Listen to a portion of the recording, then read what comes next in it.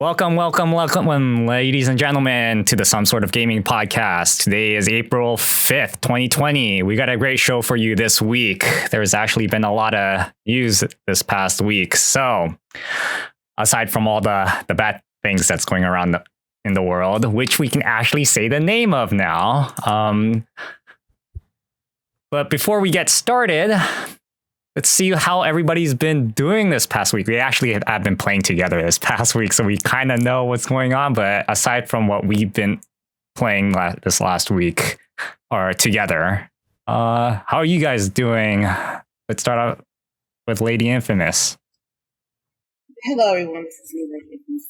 If you already know, I've recently been playing some Nier Automata, Become Gods Edition. It's a game I have never played before. I heard there were like previous installments of the game, and I'm enjoying it. I really wanted to play some more, but I had shit I had to do. I'm enjoying the story. I'm enjoying the landscaping of the game. I'm kind of getting the story a little bit. I like that as well. Also, I've been playing some Modern Warfare, Call of Duty, but I haven't played Warzone. I've played multiplayer the last couple of days because it's the ending of season 2. I was on Battle Pass tier 80, and I had to get to 100 in order for me to get these certain items that's only exclusive for this season. And this season, it was a ghost skin. Ghost is like one of the main characters in the Modern Warfare franchise. I wanted it, so I just grinded it out until I got it. I think I got it probably 10:30 last night. It was great. Let's see. A little bit of Animal Crossing, and then we played World War Z together. What else did we play together? That's what I remember. Did we play something else together? Yeah, totally reliable delivery service. Yeah, totally reliable delivery service. We played that as well. I know I wasn't here last week, so I finished Kane and Lynch finally, and I think I'm good. I did a lot of gaming, and not a lot of Netflix. I think that was it for my week. Well, any shows you want to mention on Netflix? Beastars. Yeah, I figured. I caught that on Twitter. Oh my god, Lego She's like. Did I mention that last week? No, you didn't. No, I wasn't here last week. No, I know. I was just curious. I don't remember. No, I saw it. I saw a clip on Twitter about this anime and this little rabbit getting it down. I'm like, y'all lying. This rabbit is not getting down like that. Like, Haru is getting down like that. So I just finished that. The Platform on Netflix is a great movie. It is a great movie. It's about a tower prison system. You get food once a day, and it depends on what level of the prison that you are. Starting from the highest, you get like most of the food if you're like level 6 or 7 or 5. But if you're like level 182 or 212, and the food travels all the way down to each level, by the time you get to the bottom, ain't no food left. And I mean, it's gruesome. It's gruesome. It's like, it shows, I mean, I like it. I like it. What about you, Zeldrick? Well, I will mention that like I watched Beastars like 2 weeks ago, some time ago. And I've been actually catching up on a few things, but I enjoyed it more than I thought I would. And I'll just add on that the animation in that and the world building and some of the music choices that they picked for it are really, really good. So I would actually recommend that to anyone.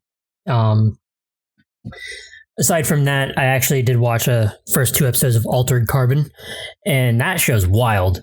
Though I can't really talk much about it because like pretty much just the basic plot is all I know, except for like, or instead of like how it goes down, like what the end result is or anything like that, or what we get into, because all that's left up is a mystery. Some cyberpunk sci-fi shit. Ex-terrorist gets brought back to life because his life chip was bought, and he is hired to solve a rich guy's murder. And in this world, like, you have your own like data chip that has your own consciousness on it, and then you can just put it onto another body if you wanted to, called a sleeve. And he was put back into a body that was just like his, and he's like, I brought you back to life just so you can solve my murder. And then but the lighting and the set pieces and everything for it is just so cool, and it's really, really good. Gaming wise, on my own time, Resident Evil 3 came out, and I am pleasantly surprised with that. That one, I thought, like, because it was announced and released really soon after Resident Evil 2 Remake, I thought it could be just a kind of down low and low key. However, it's really, really good, and they still bring the Resident Evil engine just to full force. It's so good looking. And I can't wait for them to use it for other games. It's suspected that they're going to use the Resident Evil engine for Monster Hunter for the next one. I hope they do, because that would be sick as shit. But it does follow the same line as the original Resident Evil 3 Nemesis, where it is a lot more action based.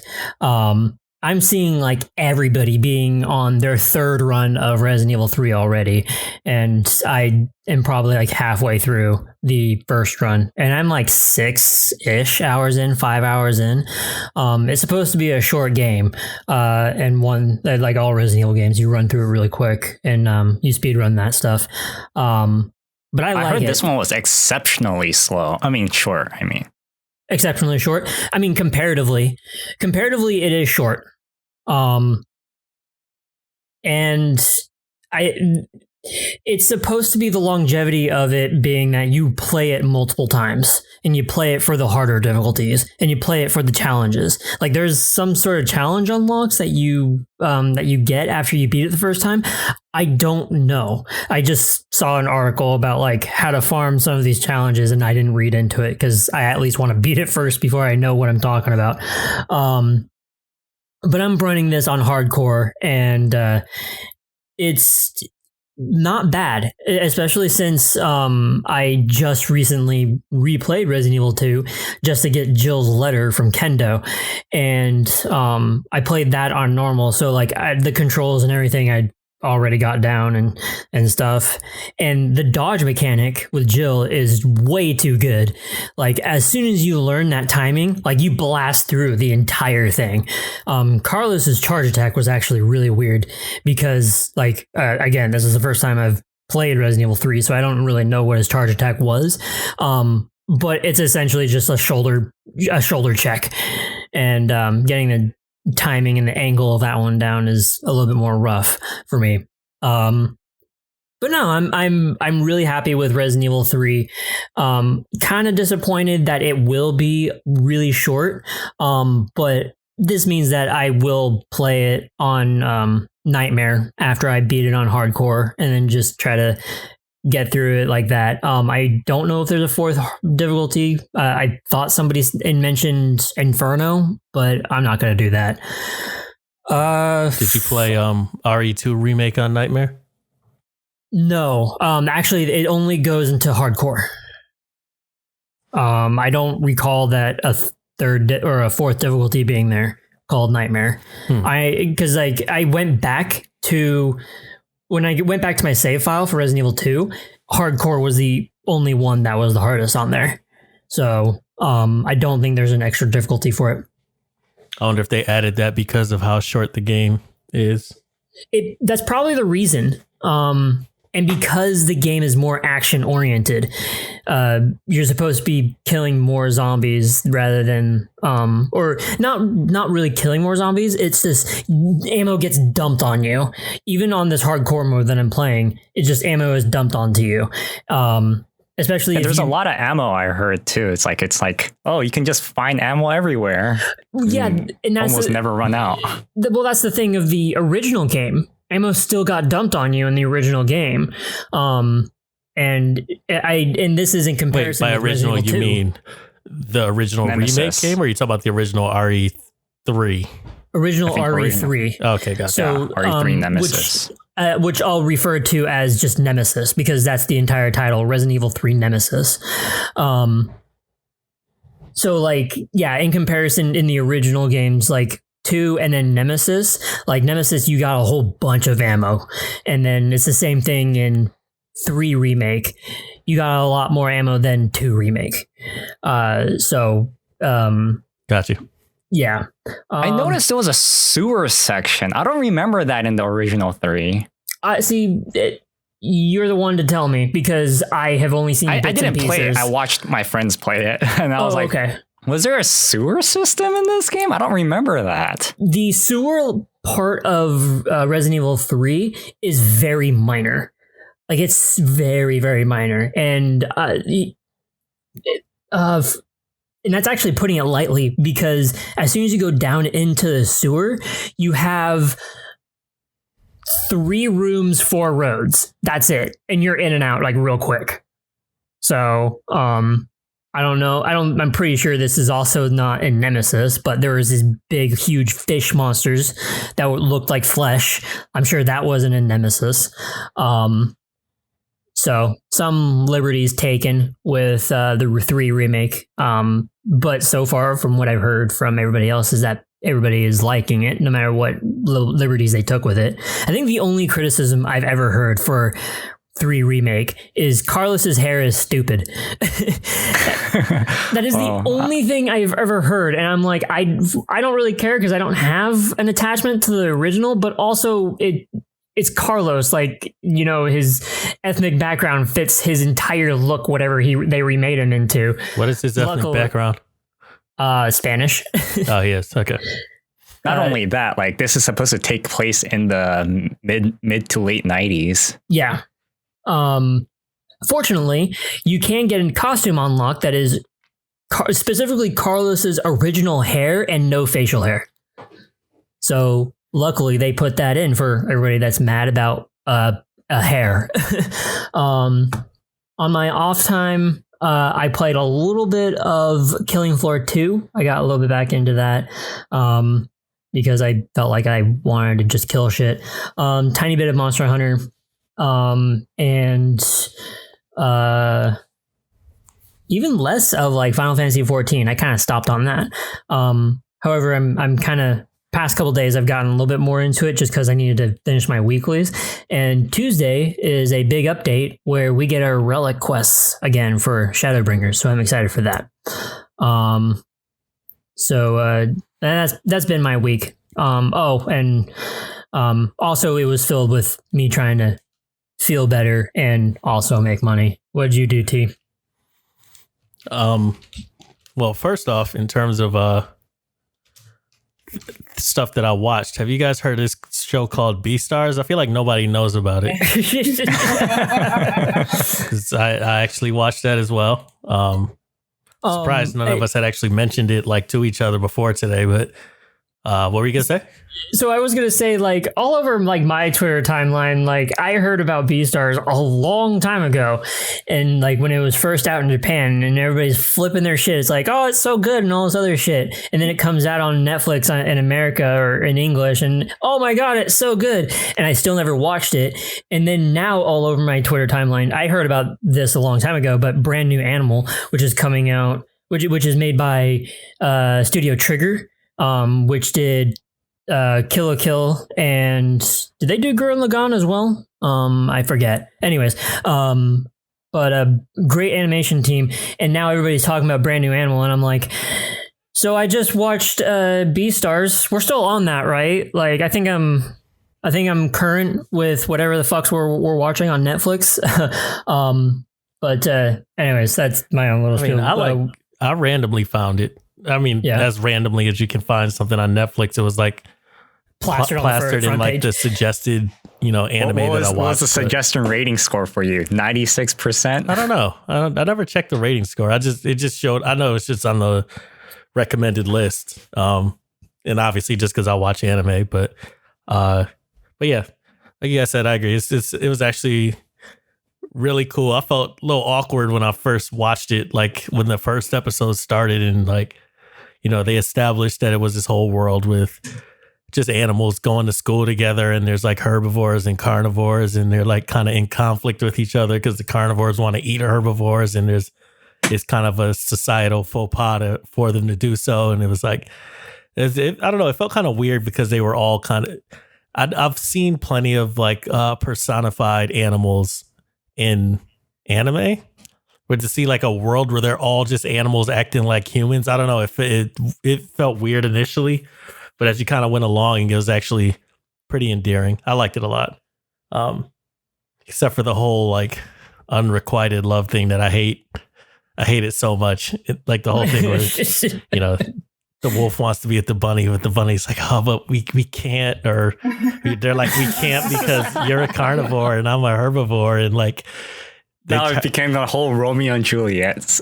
Oh, it came down to like, I think it actually, one of the climaxes of it was actually really interesting, but kind of cheesy, but also funny all at the same time when they, you guys watched the whole thing, right? I think Sharpie didn't watch it yet. I didn't watch it. Yeah. No. I mean, it's not really spoiling anything to say it, but like, spoilers don't ruin shows or movies for me. But it's like they went to have sex, like the rabbit and the what is he? What was he again? A silver. What or a gray wolf, not silver.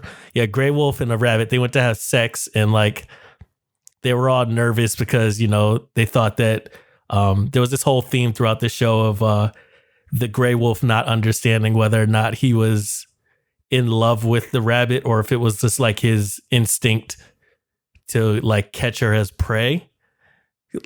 Like it was kind of like that whole confusion. It was kind of interesting, but like they had this moment where they went to have sex and like along the same lines that a whole unrequited love thing and like we can't do this, like they end up not having sex because like instinctually the rabbit like tries to put her head in the gray wolf's mouth because she's like, my instincts as prey made me put my head in your mouth, and then they just don't have sex. That part was like, what the fuck is going on? Yeah, that's the part I was like thinking, like what prey has that instinct to like jump in into their hunter's mouth? Yeah, I don't know. She was smashing like half the school. How she had a problem with the gray wolf? That's all I'm saying. I don't think she had never had. I don't think she had sex with a carnivore yet, right? I don't know, but I know she's smashing people at school. Though. It was like Bunny and they are it is a rabbit, right? I think that's why they picked her as like that. That was probably why her character was like that, kind of a metaphor of the whole having sex like rabbits type of thing. Mm-hmm. But yeah, I don't think she is. Am I right on that? She didn't have sex with like any other carnivores. I'm pretty sure no. Definitely not a wolf. Because there's a line from her that is like, oh, well, with a carnivore, like this should be interesting. Yeah. Yeah. So it's supposed to kind of tell you that she's never fucked around with a carnivore before. Yeah. But she laid out half the herbivores. Yeah. The herbivores are just loving them some rabbit. But like it was cool. It's like a lot of the stuff that they kind of related to the real world actually worked out really well. Like the fact that I thought it was a cool concept that there was the I don't remember the name of the other rabbits, the ones that had like the dark half of their face. Oh, Harlequin. There you go. Like there's the Harlequin rabbits, and like one of the Harlequin rabbits, I guess her boyfriend slept with like this other rabbit. And there was a whole conflict about how, that main rabbit girl was basically stopping. Well, they were an endangered species, and somehow, like by her, like stealing the girl's boyfriend, it was like endangering the entire species and stuff like that. They actually did a pretty cool job of like integrating real life kind of problems, and ideals and stuff like that into like this whole concept of like the animal kingdom acting like humans. So it was a really cool show, I think. And seemed like it was setting up for a season 2, right? Because they are. Seemed like that deer was coming back. So I assume that's who he was talking to all the way at the end. But watched that, then played a bunch of stuff. We all played, well, not we all, myself, Sharpie, and Zeldrick played Risk of Rain 2.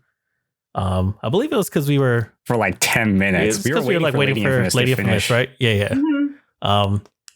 I mean, I still had fun. I kind of want to play it again now. I thought you didn't like roguelikes. I think that was a little bit different because it's like, I don't know. I don't feel like you lose progress in the sense that like all of the abilities that you've collected throughout the game are gone and you start over and you can collect them again. But like, I don't feel like that's as much of a step backwards as a lot of roguelikes are, where it's like, you know, you could beat a bunch of different levels and feel like you're progressing through the game. And then all of a sudden just like, no, go back to square one. I don't know. Somehow the fact that it's a shooter seems to change that for me. I think the difference with this one is that like, well, one of the major differences with this is that like, is in the similarity where that like you go through and you collect all these abilities, but then when you lose, like you're back to square one, but you don't have anything. Whereas like that might change later on, but in typical roguelites, you go through these levels and you're gaining this experience or currency or abilities or whatever. And then when you lose, you go back to square one with your experience, currency, and maybe a couple of weapons or abilities. You upgrade and then you start over to get farther. So like there is a slight difference between them, but really at this point, the key thing to progression is unlocking other characters. Yeah. And right now that is it.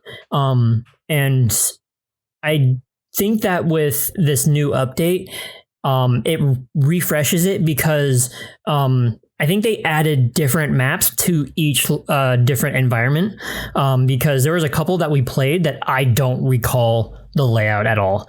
And then they had like a couple of new items to do or to get as well.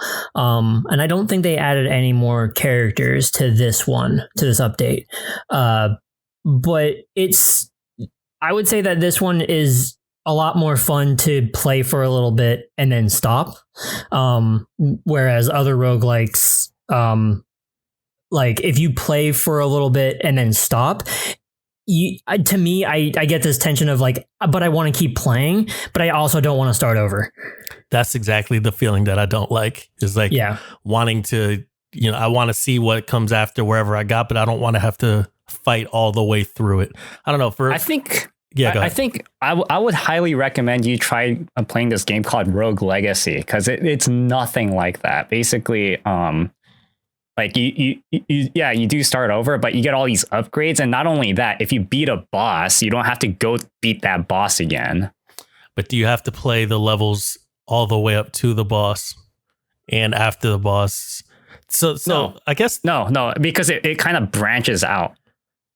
You know what? So you take a different route. Part of what I think kind of intrigues me about this game that like other roguelikes, at least from what I gather, don't seem to have, is the idea of like, well, number one, it's fun that it's like co-op, but also number two, it almost just feels like it's what's the word I'm looking for? Not arena battle, but it's just like it's just like you go into these kill boxes and kill a bunch of things and then go to the next one. It doesn't seem like there's any kind of connected story or like there's this is the beginning, this is the end type of thing. If you tell me there's a beginning and the end and I get 3/4 of the way through to the end and then I have to start over, that's where I don't like it. But if it's just like, I highly recommend Rogue Legacy. Okay. And with that, it's a platformer. With that same or answering off of you, then I would not play Dead Cells. I wouldn't. Play Dead I watched Cells you play Dead Cells. No, I'm not going to play Dead Cells. Yeah, but Rogue Legacy, I highly recommend. It's a pixel art like platforming. You play as a knight, and then every time you die, like you play as its descendant.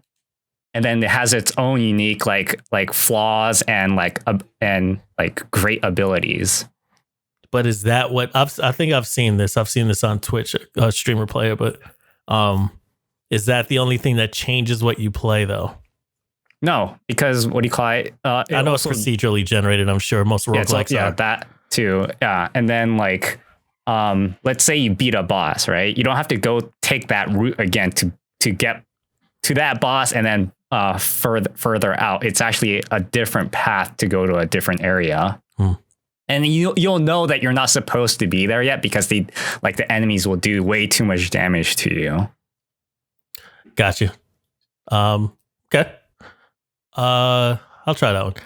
We also played Project Resistance or I guess more so than playing it. We attempted to play it. We did play it, but we spent way more time trying to play it than we did actually playing it. I think our match queue simulator. Our match had to be like 5 minutes long or something like that. I think we actually spent a total of an hour waiting to play it. Yeah. Yeah, in total for 2 different days to play it, and then we did play it for maybe 10 minutes. Yeah, it was one of those things where like, if you're hoping that your beta is going to get people's interest in it, that is 100% not the experience you want somebody to have. Right. It seemed like it wasn't that uncommon, even from seeing other streamers play. And it's like, they didn't have, to wait specifically the same amount of time as us. But like in a lot of cases, it was still like, oh, we waited 10 minutes to get into a match, which is crazy. Yeah.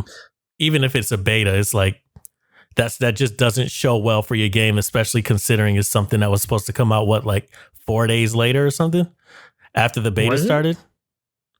I don't know. I thought it was supposed to come with it. Or with no, I'm saying like I think the beta started on like Thursday or Friday, and I'm pretty sure didn't RE3 come out like a Monday or Tuesday or something like that? It came out on the 3rd, so Friday. Okay. I'm pretty sure it was like only a couple days before they started. Yeah, it was less than a week. Yeah. So it's like that doesn't show well for like, our game is gonna, it doesn't really build that excitement for it if you have that much difficulty getting into to a game. But I mean, I will say visually it looked really good for a multiplayer game. To me, it kind of like, I mean, it wasn't as dark as like a RE2 remake or RE3 remake, but like it felt to me like that type of game. It felt like it was basically a branch off of that game in the sense that it looked fantastic. Like it looked almost exactly the same, just not as kind of dark and scary. But I mean, super short experience. If anybody wants to jump in, feel free. Like I almost forget it. It was so short. Like I don't even kind of remember that much about it other than we wandered in a building, ran into a couple of zombies, got shot by a turret, couldn't find an item, and had to go all the way back to the beginning to find it, and lost. That's like my memory of it. That was exactly what happened. And we spent like a minute and a half looking for this one item, and it turned out it was all the way at the beginning of the level, and then immediately after hopping onto World War Z, it was like, you need to find this item, and it's pinged right on your HUD. And it's like, oh, just go there. Whereas this item that is in Resident Evil Resistance, we looked around and it wasn't on our HUD anywhere. So we were just like, I guess we're just supposed to find it somewhere or like stumble across it on some desk or something. And then when I went far enough back, it was on my HUD, saying that, oh, it's right over here. So did it like actually not appear until you got like within a certain range of it? That sucks. Correct. That's really exactly what happened, and it was so stupid. What'd you think of it, LadyInfamous? About what? Project Resistance. It was a good time to chat with my friends. That's the best part of the game, man. While waiting, we were just chopping it up waiting to play a game. And I know I'm not spending my money on this game. And look, it was a horrible beta on PC. So I don't want to discuss about it anymore because you shouldn't wait that long to get in the game. When you're trying to promote people to spend money on the new installment of your game, should have been more polished. We should have been able to get in earlier. And that's all I got to say about the game. Yeah, I think like the idea of like queuing in as like the director, what was it called? The director? Yep. Well, whatever. And what do you call it, as the survivors separately was a bad idea. I mean, yeah, but realistically, I feel like most people, when they play these 4v1 type of games, they don't specifically like have 5 people usually. Oh yeah. Well, I know I'm not like, I'm like, oh my God, I gotta play Resistance right now. No, I'm good. It was a good bonding session, and that beta demo, whatever you want to call it, was not up to par with me. Yeah, well, everybody gets to have Project Resistance with their copy of Resident Evil 3. It's not like anybody lost out of it, except probably the devs people, that... Yeah, you going to get into it after the game? No, I won't. Why not? Because I never even wanted to play it in the first place. Oh, damn. Okay. Yeah, that's not why I got Resident Evil 3. I got Resident Evil 3 because I wanted to play Resident Evil 3. Do you think they should have made Mercenaries instead? I don't know what you're talking about. What do you mean? Oh, Resident Evil 3, Mercenaries mode. That I don't know what Mercenaries Is that like mode the one from the same as the one from like RE6? I didn't play 6, but I did play 4. Okay, so are you talking about Operation Raccoon City? Huh? Are you talking about like the 2 teams that are special ops and they have to fight each other along with like zombies attacking them? That one? I have no clue what you're talking about when you say Mercenaries. So Mercenaries is, let's see, how can I say this?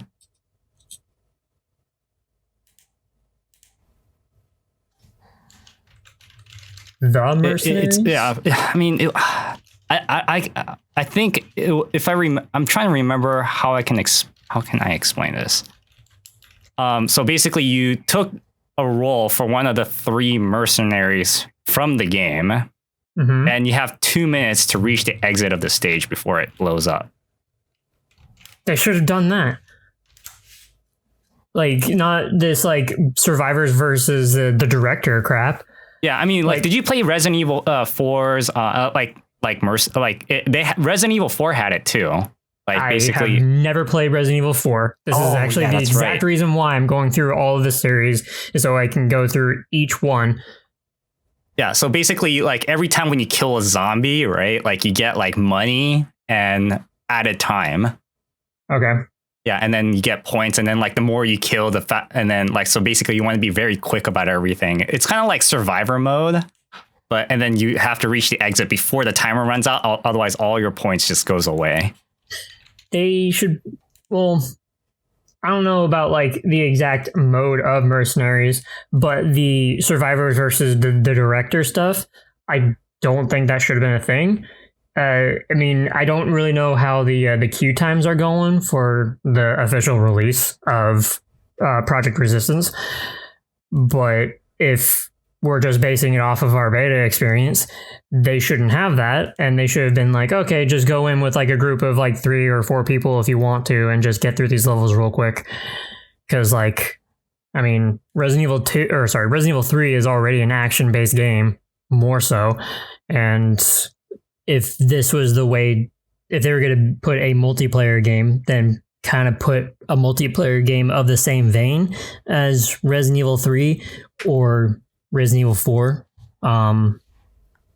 Yeah, I think that would have been better. It's a neat, or I won't say a good concept. It's a very neat concept because the Project Resistance thing is the same thing as like the last Fable game that was released that nobody ever spoke of.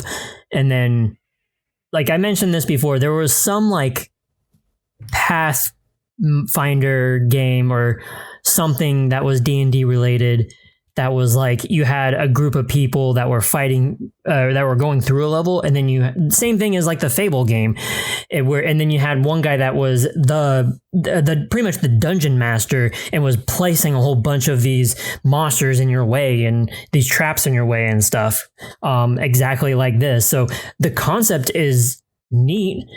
Does it work for Resident Evil? Oh fuck no, it does not work. It's kind of dumb to me. Yeah, I don't. Like well, at least they cool tried. concept. They tried something new.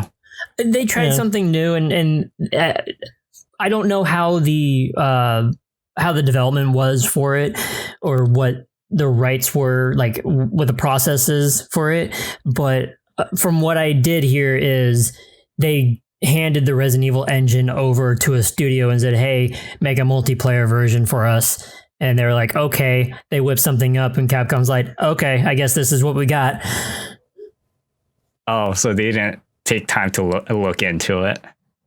Oh, they probably did, but it was like, it might have been like a Capcom thing that was like, this is the concept that we have, you do it for us, or something. I don't know. I really don't know. I just know that they handed off the Resident Evil engine to somebody. They made the multiplayer, and then that's what got stuck with Resident Evil 3.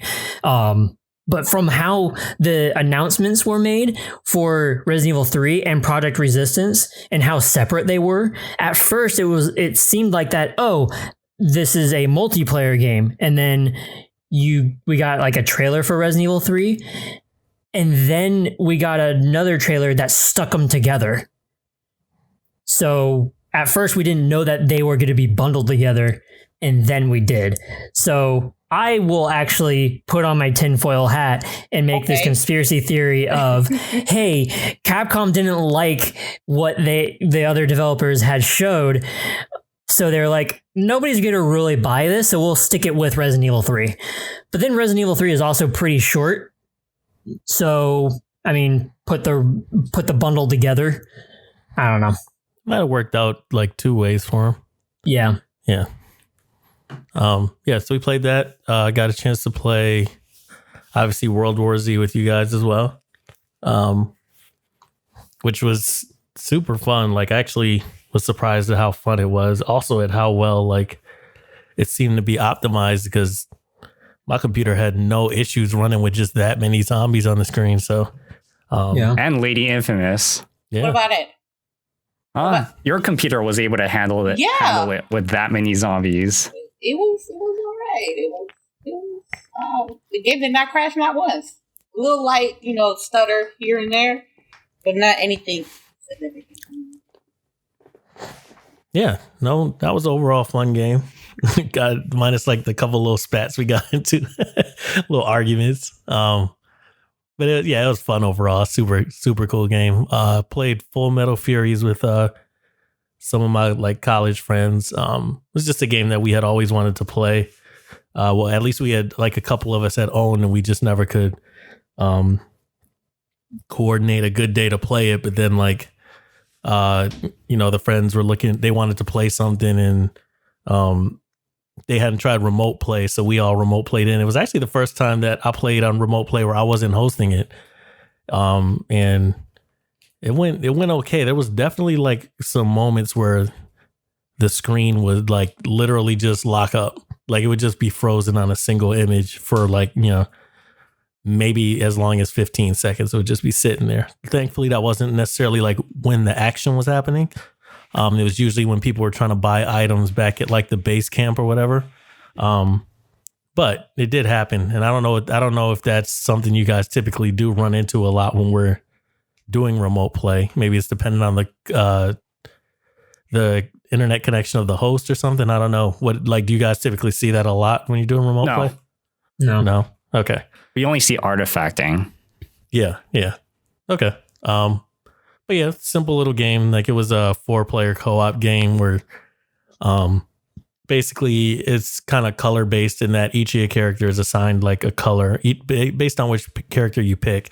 You have a certain color you're associated with, and you have attacks like, light, just kind of jam on the attack button type attacks, and then like a heavy attack, and you have to use the right analog to basically identify which direction you're aiming, and you have, you're just shooting and killing things. But the color part comes in that some enemies will have shields on them, and those shields will be of a certain color, and you can only take down the shields of your own color. So if I'm green and an enemy shows up and someone else is red, they can't take down that shield. So basically that person's invulnerable to anyone's attacks but mine until I take that shield down. So it was a nice little added mechanic on there, and it was a little fun shooter.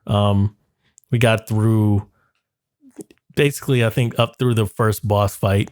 We'll probably play it again soon. It wasn't anything special, but it was fun. We also played GTFO, which I ended up getting just because of peer pressure, because they all got it and was like, it's on sale. You should get it. It's like, okay. Peer pressure's a motherfucker. That's amazing. Which it's an interesting game, but like, Jesus Christ, that game is hard. Like we basically, you start a mission, and I think you can typically, I've never actually done the part where you have to look through the logs on a computer, but somebody can look through logs on a computer to figure out where you need to go. And you have to go, each of the doors in the area you spawn into are labeled with like, oh, this could be room 102, which has passage to room 103 and 104. And if you find out from that computer you need to go to 104, well, then you could go through that door and fight your way through. They have these zombies that are kind of like, they're called sleepers, and they just sit there kind of in a sleeping position, like writhing a little bit, and you can kind of disturb their sleep and they'll get up and attack you. You can sneak up to them and melee and attack them and stuff like that. But like, essentially you try to do all of that to get to the area you need to go to. And some of the areas you get to have a door that is alarmed. So that once you like get in front of that door, you get the whole squad in front of that door, open it. There's a couple, it's a little bit more complicated than that, but like once it opens, you're going to get swarmed with enemies. We haven't made it through one swarm of enemies yet. Like you get overwhelmed so quickly on that. And obviously it's something where like, once you sort of get used to the game a little bit more and understand how it works a bit more, then it'll actually, theoretically, you'll make it through. But like, it starts out, there seems like to be a steep learning curve in that, even coming from the perspective of somebody who like, if you're used to keyboard and mouse mechanics, it doesn't make a difference because they're fast and there's a lot of them. So it's kind of like you Let's read the description it. for GTFO. GTFO is a hardcore 4-player cooperative first-person shooter with a focus on team play atmosphere. It features edge-of-your-seat suspense, team-based puzzle solving, and high-intensity combat. Yeah, I mean, maybe we didn't get that far, so I don't know if when they say team-based puzzle solving, I'm like, I don't know if I've run into that yet.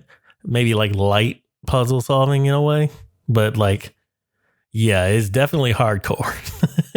That game is hard in the sense it's just, we still haven't been able to coordinate enough. And that's with like having stationary turrets. That's with having like a guy as a sniper and guys with like shotguns and guys with like assault rifles, like just combinations of things. They have like a kind of a goo grenade. I forget what they call it, a sticky grenade or something, a foam grenade. The foam comes out and it'll either stop a single enemy or it could stop like a bunch of enemies depending on how you do it. But yeah, it'll just like, it's super hard. Have you guys ever gotten to try it? I opened it and I had to do a bunch of benchmark on it. So I had to enter the game by myself just to benchmark it. But until Zeldrick and or LadyInfamous gets it, if you need a fourth, get what? GTFO. That price got the drop. I'm sorry. That price got the drop. It was like 26. It did drop to like 20. Yeah, like 26 like last week. Now it's like dropped to 32. Yeah. Anyways, like, it's a fun experience that's probably going to take some getting used to. So maybe by the time she's ready to buy it, we'll actually know how to play it. Yeah. It's just hard. See, this is the thing with me. If I've got to get a game right, it ain't the price that really bothers me. I have to research the game to see what minimum specs it needs to require to play the game. Will I be able to stream it? A lot of categories fit into that. $32 like right now, and it was $26. Yeah. Yeah, well, it was like 26, like 3 days ago. And I posted it in the Discord. Oh my god! I thought we said that on the I think Discord. Sharpie mentioned it too. Oh I think both of y'all mentioned it. I didn't even. That's when I think got was said it. in the Discord. I fucked up because I wasn't even. That was a sweet price. Oh well, I can't do nothing about it. I'll just put it on my wish list. Yeah, that'll be. I'm sure it'll get down to even like 19 at some point. So yeah. But yeah, it was a cool experience. Obviously, we played Totally Reliable Delivery Service. That shit was hilarious. It was ridiculous. It was fucking ridiculous. I don't know. I don't even know what to say about it other than it was fun.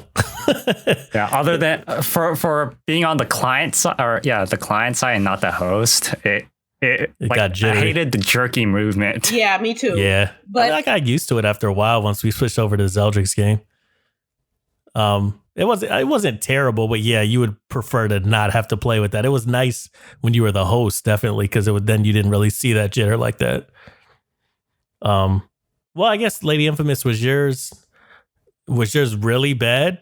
Because I mean, obviously, you don't have as powerful of a graphics card as we have in our computer. So I'm curious if it was really bad. The jerky movements, like the jerk in, was bad at times. But then I don't know, maybe because of my internet, it's smoothed out a little bit, so I can be able to move around and fly the helicopter and go to another island.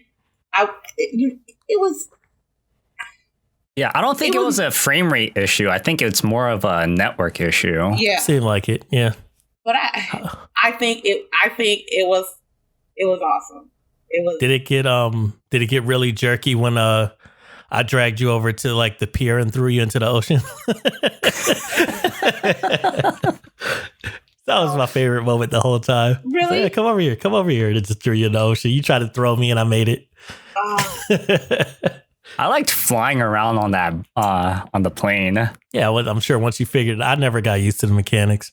It was rough. It's hard because the camera doesn't tilt with the plane, so that's what made it super hard. Yeah. But yeah, I think we all really enjoyed that. The last thing I played I want to mention was actually probably my favorite thing that I played this whole week, even though it was a demo, but it was called Clang 2.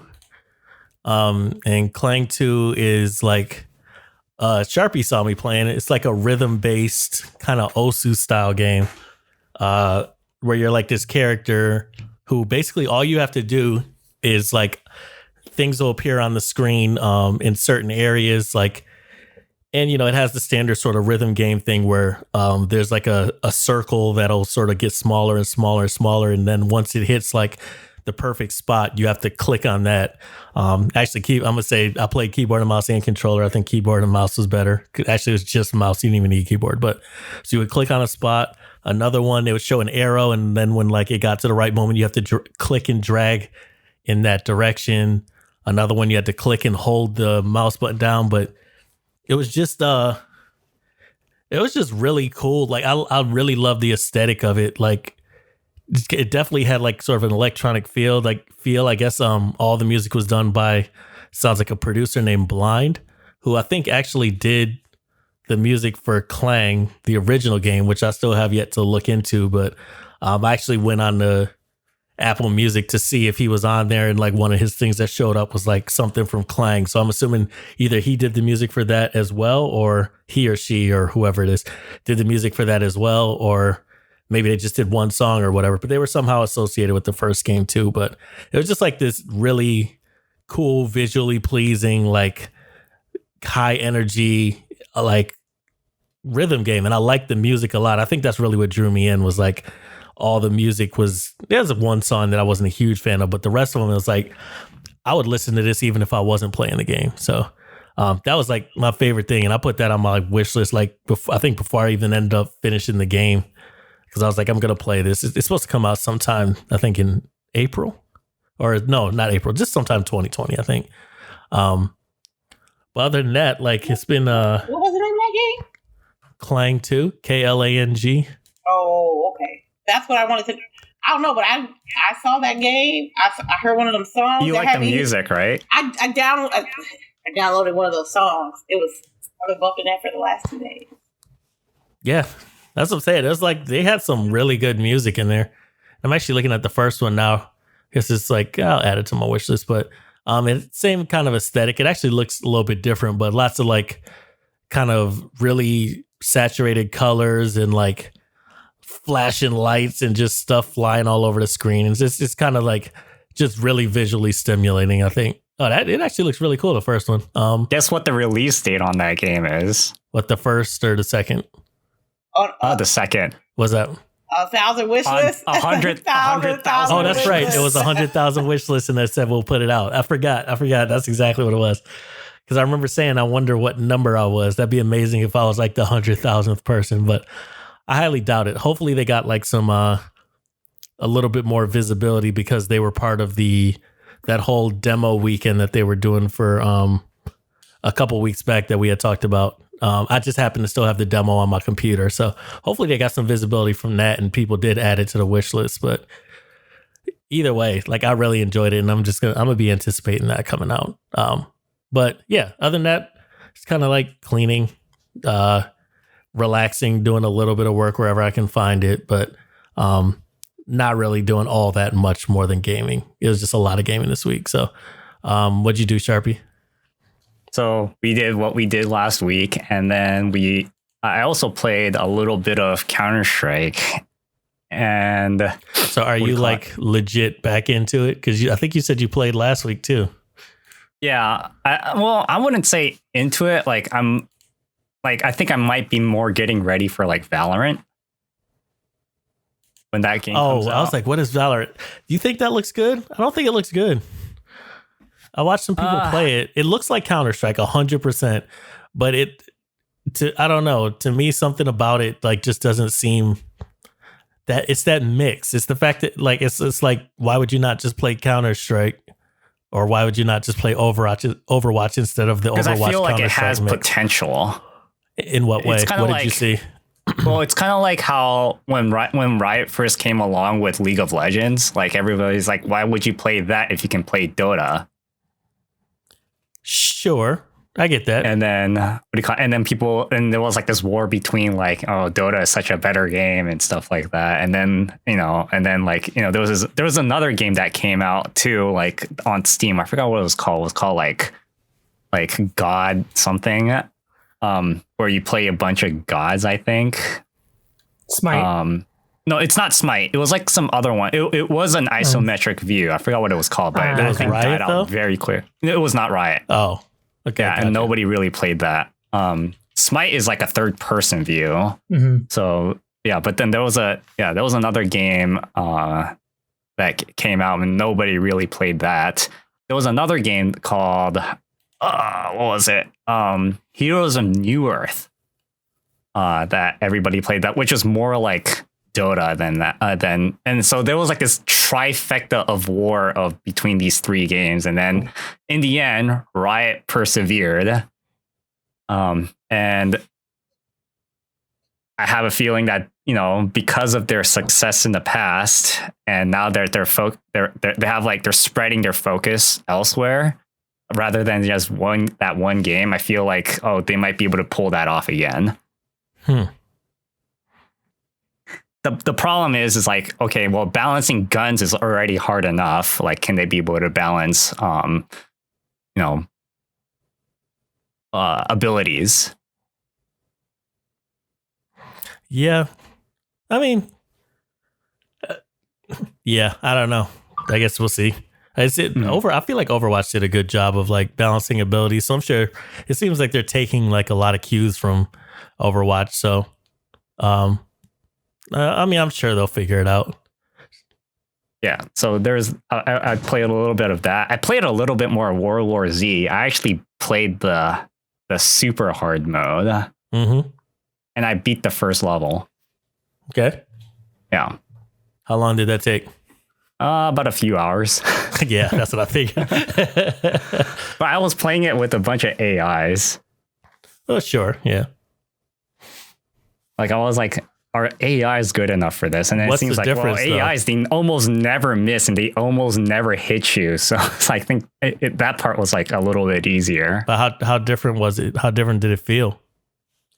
Not that much, other than the fact that there's barely any like weapons lying around when you get to one of those weapon crates. But there's still like the basically infinite ammo reloads, right? Kind of, yeah. And then and then you don't start off with med packs. You can only get med packs from what's lying around, and the ones that you have to open up those boxes. And another thing is you have to also what do you call it? There's only like 1 or 2 guns like at the that reload stations.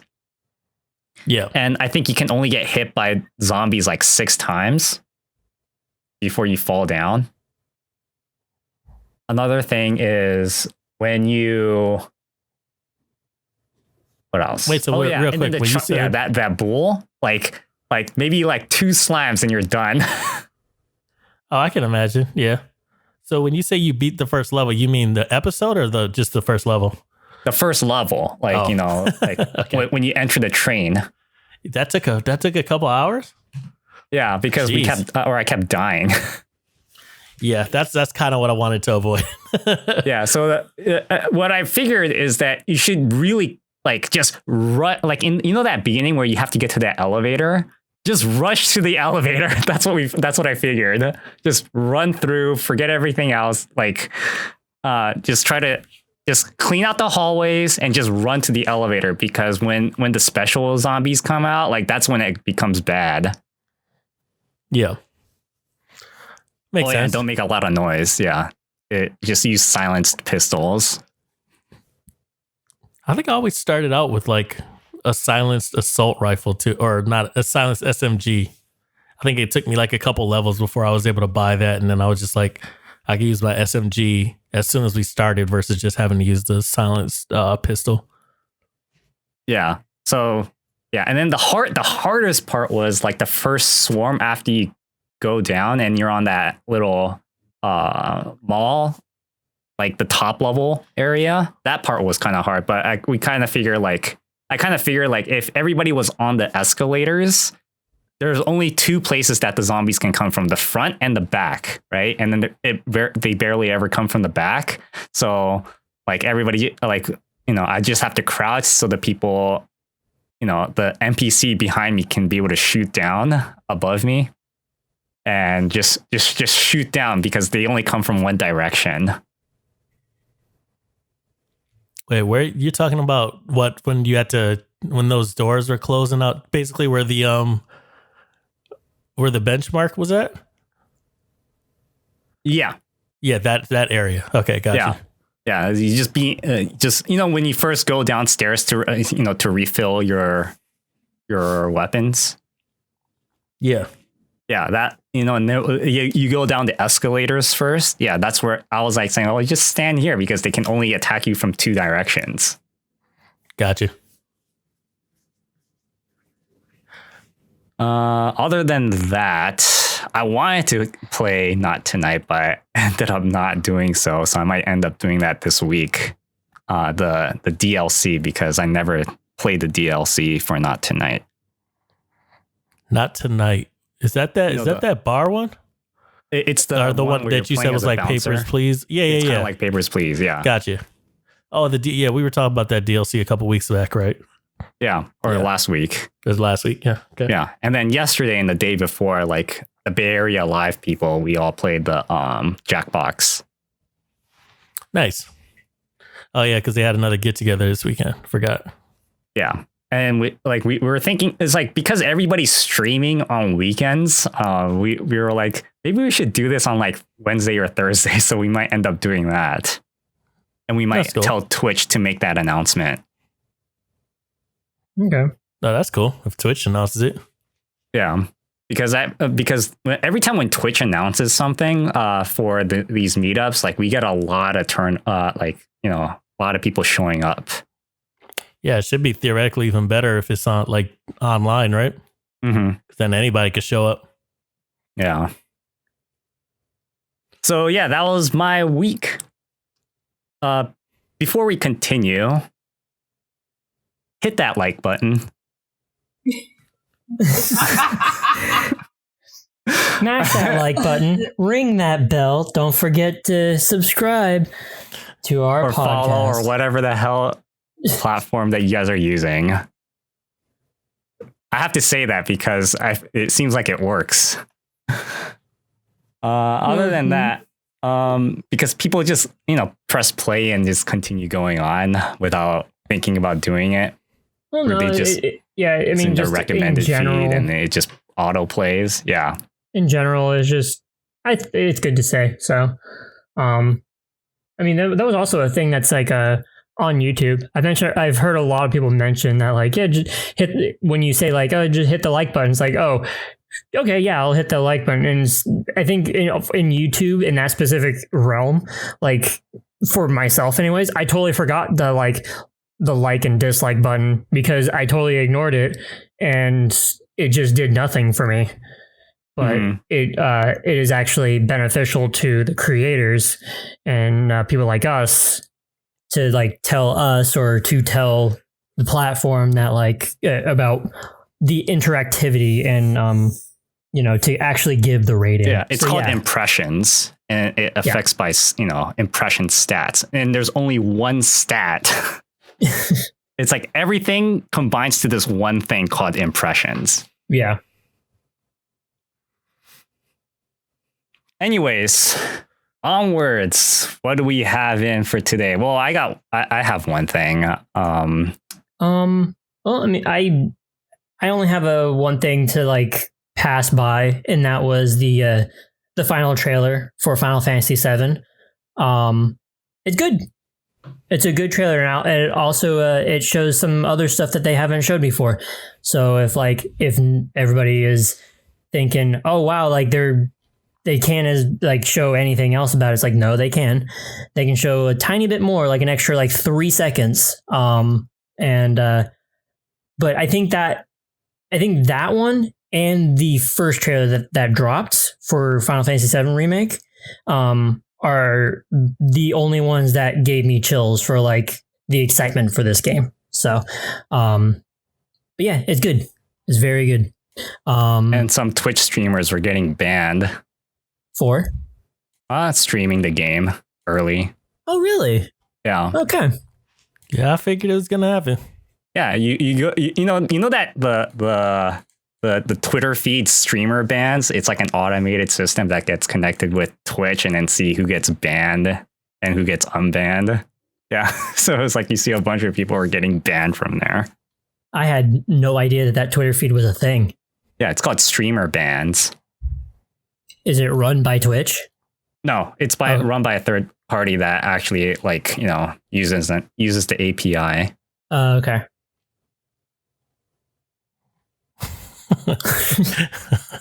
I mean, I said like before where it was like because there was a couple people that on my timeline that had gotten the copy early, and I had said that I'll just play it. I mean, I'll play it once I get it, and then you mentioned that people are getting banned from Twitch who stream the game early. It's like, well, oh shit.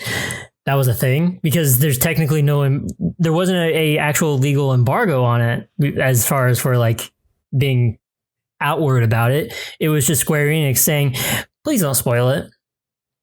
But instead it was like, nah, we'll fucking whack you with the hammer. Well, not Square Enix. It was Twitch. It's not an embargo. It's DMCA. That's it. Yeah. But you were going to mention something before I butt in. I'm sorry.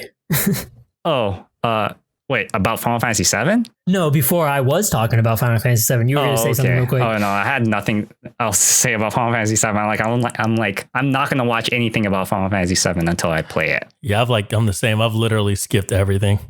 Mm-hmm. Well, except for like a couple minutes of a demo. Yeah. What's up? Did you guys see the video for Mortal Shell? No.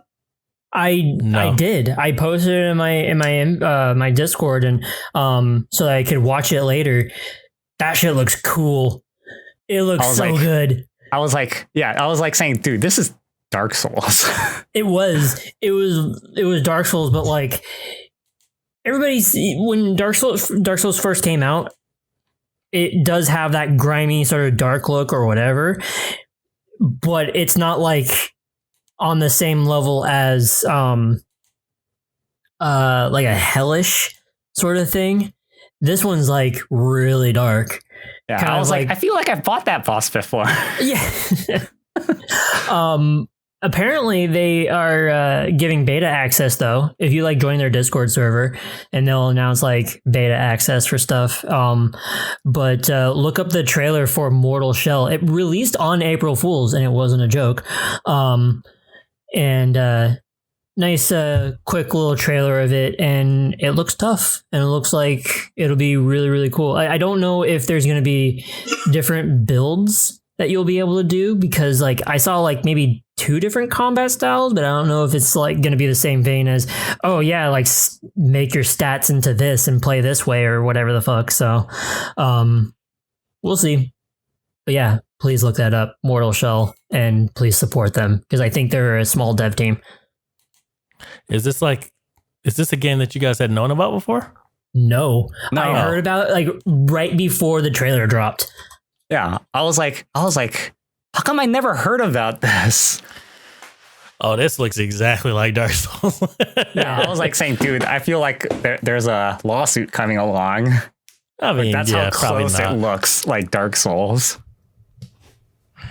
I mean, newly formed studio Cold Symmetry and publisher Playstack. I don't know who they are. Sorry, let me look them up while you guys talk. Yeah, it looks badass though. I always like one of the characters that they're showing. It's something I always liked when like somebody has a suit of armor with a crown built into the helmet. Mm-hmm. I love that for some reason.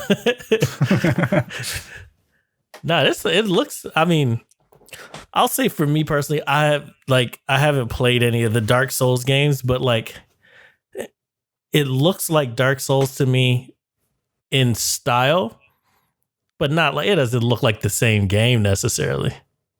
Really, to me, it does. Everything about it just screams Dark Souls. Wait, that's what I'm saying. In style, it feels like it's like, yeah, this is clearly inspired by visually, like Souls type games. I think though that it doesn't feel like that it doesn't look like it'll play like Dark Souls, only because like it's showing off these skills and more of like a button press or a skill that you equip or something like that for some of these moves that you don't typically have for like a Dark Souls 1 or 2, or actually any of them, because like there's a downward spike that like covers an area in ice and it freezes people in place. And I think there's the same one for like a block or whatever, or a very specific block. I don't know. Like it seems like that there's going to be skills or sort of like a level progression and skills involved rather than just basic swing and counter and parry and block. That's it. So we'll see. Playstack is a publisher in London who have published. Well, as I'm going down this list, the only one I know you guys have heard of is Dick Wild. What is Dick Wild? But only because I haven't heard of that. Oh, really? Isn't that the is that the penis game? No, penis? that one is genital jousting. Oh, that's right. Dick Wild is what looks like a redneck who is shooting shit out of a swamp and stuff, but I think it's a VR game. I'm pretty sure it's a VR game. Yeah, it's a VR game. But I thought that it would be a game that you guys have seen, because I've seen this plastered like HTC Vive and in a couple places on Steam. So that's why I thought. Anyways, they have published nothing that you guys would have known. Doctor Who. Yep. The Edge of Time. Whatever the hell that was. The developer. 4 stars. Ultimate game. Whatever. The developer, Cold Symmetry, is a new studio that was made up a couple years ago, made by AAA veterans. A Andrew McLennan Murray and Anton Gonzalez and Vitaly Bulgarov. The latter two worked as artists on smaller games you may know, such as Call of Duty and the upcoming Sony exclusive Ghost of Tsushima, as well as movies such as Alita Battle Angel. Oh, wow. Okay. So really the development team, or just the developer business group, was formed by artists. Like they were just artists for like these big titles, and Alita Battle Angel and that's kind of noteworthy because from what I remember seeing is that the illustrations and the concept for it. I know it was a anime before, but for the movie itself, like there's a lot of visual work that went into that, and to bring that into like the big picture format. It's impressive visually, I think. Well, it's James Cameron. Yeah, he expects nothing but the best. Exactly. Good team. That's looking like it'll be a good game. Know what they're doing. Looks super cinematic. Looks badass. So yeah, I'm not surprised. Well, speaking of cinematic, Last of Us 2 has been delayed indefinitely, and it was pretty much. Actually, I don't think that the note even. Oh yeah, it did. Logistically, the global crisis is preventing us from providing the launch experience our players deserve. And I believe so. Like, while it is like a logistics thing, but I think it's also like they're not happy with the final product or what was coming to the final product. So they're going to spend, it's polish time. That's what it is. This is essentially polish time that they're taking to take time on, and that's why it's delayed until they feel like it's happy to have a part 2 to this game that is so critically acclaimed to the world. It should be. They should stop using the fans. They've been hanging that carrot with the string and the stick over these fans for years. I'm sorry. So Cyberpunk 2077 and then Final Fantasy VII Remake. Final Fantasy VII Remake, I'll just mention, like, that was first announced, I think 8 years ago or something like that, as like a trailer. And then we heard nothing. And then we finally get like not 4 months until the release. And they're like, oh no, we're going to take a month polish time. And then that same week, Cyberpunk 2077 was like, no, we're going to take another 9 months to polish it. So I think we've gotten into the realm of that developers need to take time, or if they are going to take time to have a complete product, then they will take it. They're not afraid to, delay a game because they rather put out a late product that's good than a bad product coming out time early. Yeah. They're just pushing it for the new console. That game's coming out with the PlayStation. If they do that, if it seems like that is what they're going to do, and I feel like that's a good move. I think that's a really good move because they have the new console to really pump out the type of game that they want to. Okay, my question is, do you think The Last of Us 2 is worth the extra $400-$500 price tag for a new console? Are you to keep asking this question? I think this is the first time I ask you. No, is this is X game worth a $400 price tag for a new console? You got to stop asking this question. I mean, that's what it eventually. That's what's going to be. No, but the thing that you're missing though is that, like, if you think about it, let's say you asked that about 5 games, right? Haven't you just kind of basically like devalued your argument, because now you're saying there's 5 games worth getting a console for versus like a single game being the reason you get it? I assume there's not any one console that most people are getting because of one game. They're probably getting it because There's a game they really want. There's another game they really want. There's some games they're interested in. Like it's supposed to be you're not getting it and playing that one game and then like retiring the console. Right. So like this is why this is the reason why that I was late to the game for the Switch. Part of the reason, I will say. I'll say part of the reason. One reason being money. But second reason being, what did the Switch have for me when it was first announced or whatever? It had maybe one game or maybe two games, and then more announcements were coming out. It's like, oh, okay, I don't want that. I'm not really looking forward to that. Okay. Oh, well, there's this one. Now, like as time went on, there were 6 games that were upcoming that I wanted to play on the Switch. And then that was right there. That like I want to get a Switch for like a bunch of games. So I'm not going to get it for one game. I'm going to get it for a multitude of games so that it has longevity. Like the thing with what you did with Death Stranding, like, I mean, there's a bunch of other games that are on the PlayStation 4, but you focused on one game. Oh, no, actually, you're right. When I bought the console, my focus was to buy for that one game. But in turn, I got other experiences from that console as well. My favorite is Horizon Zero Dawn and Journey. Nah, your favorite is the Fractured Butthole. So I just hope when these games come out, they're just polished. I just want them to be polished. If you saying that you need to delay your game indefinitely, when that game comes out, it gotta be perfect. It gotta be perfect.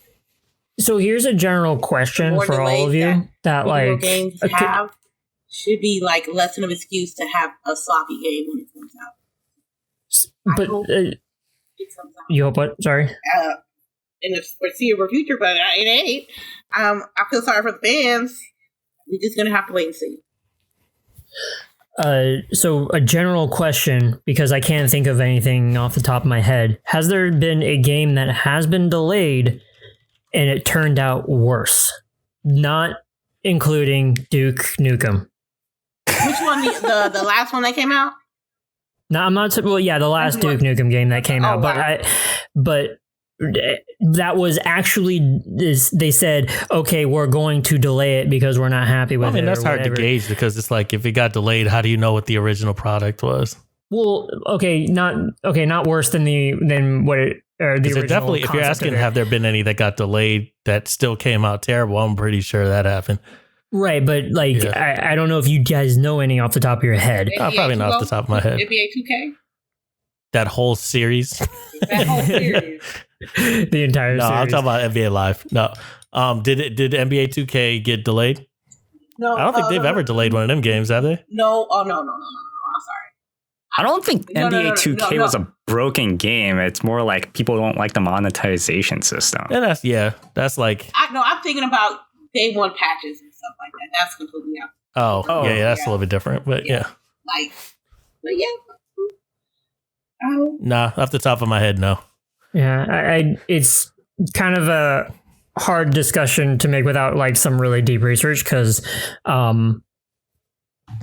like this sort of, I guess you could call it a trend, but studios being more accepting and lenient, I guess, with the corporate side, saying that like, no, we need to take more time. We can't release it on the date that was planned. We need to delay it. It has been a good thing so far. So that's why You know who really like spotlighted that? Miyamoto. Nintendo. He said like a delayed game is eventually good, but a rush game is forever bad. Yeah. Apparently, I mean, I didn't play it to know exactly whether this is good or bad, but I heard a lot of bad things about it. Mass Effect Andromeda, I guess, got delayed. Oh yeah. There's an example. Right. There is an example. And, I think, but with Mass Effect Andromeda, it might be slightly different because, the original development team is not even in BioWare anymore. Like from like the original Mass Effect game, 1 or 2. Yeah, and I think they were forced to use the Frostbite engine. I don't know anything about that, but I wouldn't. Or maybe it was Dragon Age Inquisition. Maybe. Yeah, Dragon Age Inquisition, I think they were forced to use the Frostbite engine, a shooter engine. Wow, that's dumb. Well, here's hoping that we get some sort of news about The Last of Us Part 2 at some point, any sort of like development update or anything like that. But let them take their time. I mean, so I guess the question I have for you guys, just because of, do you guys actually think that it's because they wanted more time to polish it? Or do you? I think it goes both ways. Maybe. I think it's both. I really, really think it's both because Square Enix was even saying that like we're really kind of standoffish about like the logistics for shipping out Final Fantasy VII Remake, and there was also some company, I forget who, but like there was some company that was like, yeah, we can't even get into R&D and into the warehouse to ship shit because of the entire epidemic that's going on. Like it has to be cleaned out and a whole bunch of other stuff. Like we can't do stuff. So because of this entire, episodic series of the entire world drama that's going on right now, shipping and making all of their products and stuff after all that is hard, and they need to take careful steps. So I don't think that is the entire reason. They are just saying both things, and they don't want to be like, oh, our product is going to take slower to ship out because of this. I think it's more of a straightforward that we're not happy, but we also want to give you a product on time and be able to have enough copies on launch. Yeah, the main reason I was asking is just because, like, I don't feel like I remember. Did I just miss it? But I don't think they actually mentioned that we don't think the game's ready as much as it's like the manufacturing and like distribution and stuff like that probably is having issues. That's why I was curious if y'all thought it had something to do with them being like not satisfied with the actual game and wanting to polish it more. The entire message goes, as you've likely just seen, the release of The Last of Us Part 2 has been delayed. We're sure this news is just as disappointing to you as it is to us. We want to reach out to all of you in our community to give you a little more information. The good news is we are nearly done with the development of The Last of Us Part 2. We are in the midst of fixing our final bugs. However, even with us finishing the game, we were faced with the reality that due to logistics beyond our control, we couldn't launch The Last of Us Part 2 to our satisfaction. We want to make sure everyone gets to play The Last of Us Part 2 around the same time, ensuring that we're doing everything possible to preserve the best experience for everyone. This meant delaying the game until such a time where we can solve these logistic issues. So, you are pinpointing the actual issue, which is we want to have enough copies to ship out, and whoever we're hiring to ship it out and to make these copies are having problems. Yeah. And I mean, it even could be like, I'm sure there also could be logistical issues in terms of like, if you have all of your employees working at home and like they don't have the resources to do what they could do in the office or something like that. But I don't know. I was just curious what kind of spawned people's idea that they were like, they just wanted more time to polish the game. Do you guys even know when this game was originally supposed to come out? Did they have a date for it? No. I don't know. It was probably sometime this month or next month. I was gonna say I thought it was April. Oh no, June 14th. Okay. So they still had a couple months actually. I like. Anyways, it kind of sucks. It kind of sucks. I wanted to play it. But like, it's also kind of sad. Like, the top comments on Twitter are just cancel it. So this is so bad for Naughty Dog. A lot of people are going to lose interest in the game after this, and it's just like, yeah, if you're a fucking idiot. Like, yeah, I think people are going to they're gonna do the internet thing of I lost interest and then buy it as soon as it came out. Yeah. Yeah. I'm sure people aren't gonna, just because the game got delayed, they're not gonna forget how much they might buy enjoyed it, but that then first their one. hype level is probably not as high. But realistically, though, in terms of hype level, does it matter if they have your purchase? Like, does it matter if you're hyped about the game if you just went and bought it anyway? I don't know. I mean, They might use social media as like a gauge too in the marketing level. You saying like Sony or like Naughty Dog might use social in terms of to gauge what? Marketing, like hype. Because I know hype. Yeah, they use hype as a like a marketing tactic. Yeah, but I guess the one thing that I was thinking is like, I feel like just in terms of kind of being a outside, fly on the wall for the internet and watching what people say, I feel like usually the hype around a game, it doesn't die unless it's something the game usually causes the hype to die versus like a small vocal minority of people who are tired of waiting for it. Mm-hmm. You know what I mean? Like it'd have to be like, oh, we saw some footage and it looks kind of underwhelming or something, like, especially for something that's kind of like, I think in a lot of ways a juggernaut of hype, like The Last of Us 2. I don't know. Does it change you guys' interest in it? I know LadyInfamous, this is like your top game you wanted to play. All right. To me, it's just like, I'll just wait till it comes out. That's what I mean. Yeah. I'm not like neither excited or bummed out about it.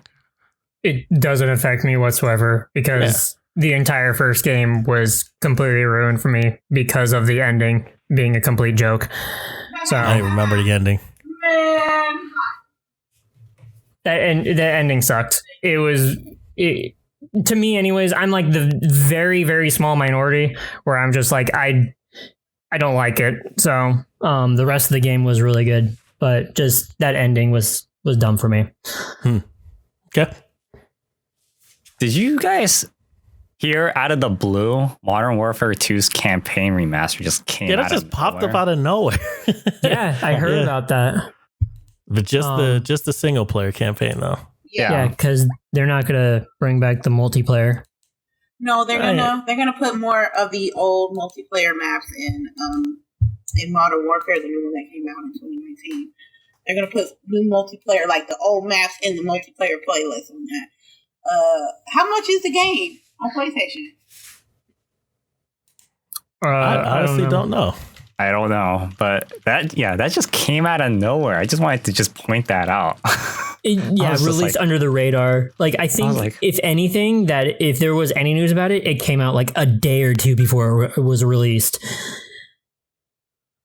So yeah, I'm like, I'm gonna be honest with you. I'm not playing that game for the fourth time. Pre-purchase. Is it pre-purchase? It's supposed to be on PlayStation for like a month.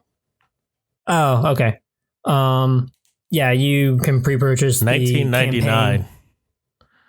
$20. Yeah. And it's expected to release on PC on the 30th of April. You know what I want to play again? Call of Duty 2. Then go play it. Was that like... No, like have that remastered. Is that back to World War II? Yeah. Yes. Yeah. Like not Call of Duty 1. Like, I don't remember too much about Call of Duty 1 or 3. I did play both of them. But Call of Duty 2 was like more memorable. Oh yeah. Every NPC character had a name. Yeah. Call of Duty 2 was like the flagship title for the 360, wasn't it? Oh, I played it on my laptop. Or was it 3? I was gonna say, I think 2 might have been before the 360. Okay. It was like way back. Came out in 2005, I think. Yeah.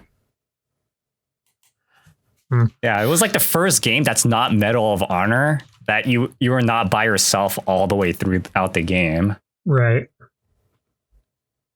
Call of Duty 3 was on the 360. You're right. Okay. I don't remember what was in Call of Duty 2 at all.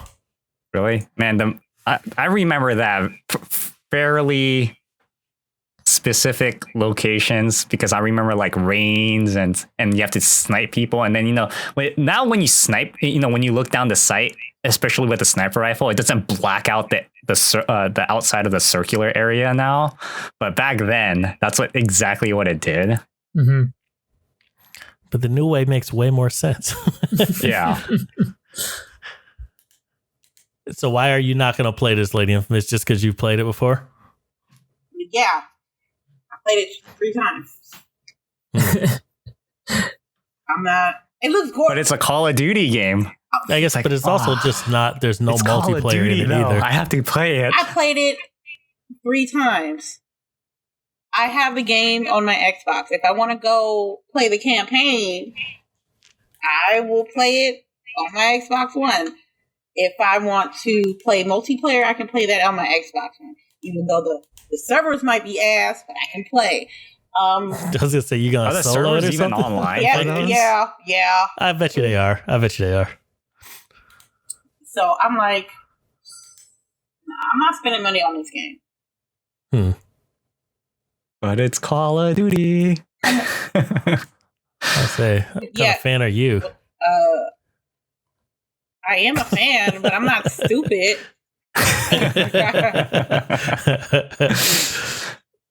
Did you guys hear about Microsoft trying to acquire the entire Konami library?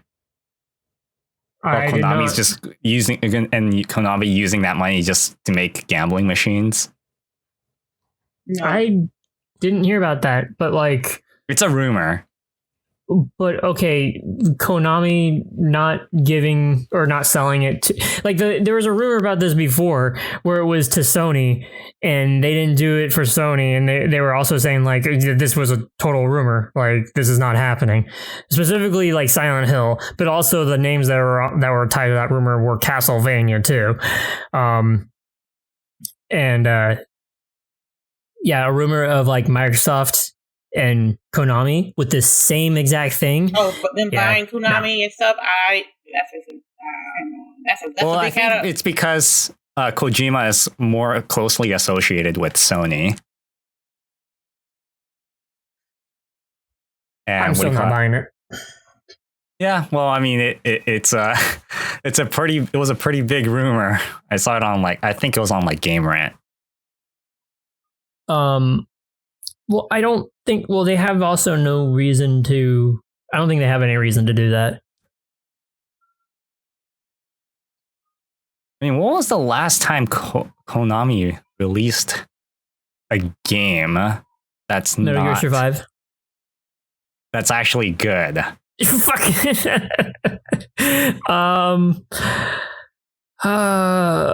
I don't know, but I did hear that Lords of Shadow was decent. Castlevania Lords of Shadow. Well, I mean, I never played it. So I haven't played it either.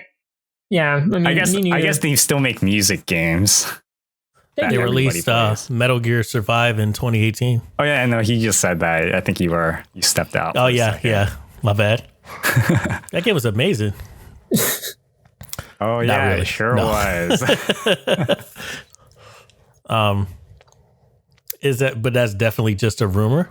Yeah, it's a rumor, Microsoft buying out Konami, and that would be amazing if they did. It's because imagine they're saying, okay, we're buying this, buying everything from you, and Microsoft. I believe Microsoft has the money to do that too.